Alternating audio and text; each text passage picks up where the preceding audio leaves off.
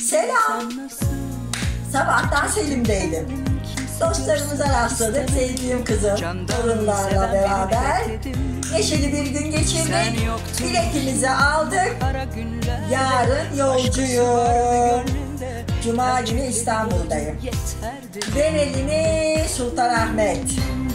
Evet, Sultanahmet Camii, Süleymaniye Camii, Ayasofya. İnin inleyecek selalar. İstanbul inleyecek. Geliyorum İstanbul, bekle beni. Bu cuma İstanbul'da olacağım. Selaları İstanbul'da dinleyeceğim. Ezanları İstanbul'da dinleyeceğim. Oradan sonra ver elini Karaköy balıkçılar. Güzel balıklarımızı da yiyip ondan sonra Taksim İnci Pastanesi. Gerisine bakacağız. Hoşça kal canlar. Ben gidiyorum. İstanbul, sen de bekle, geliyorum. Öpüyorum.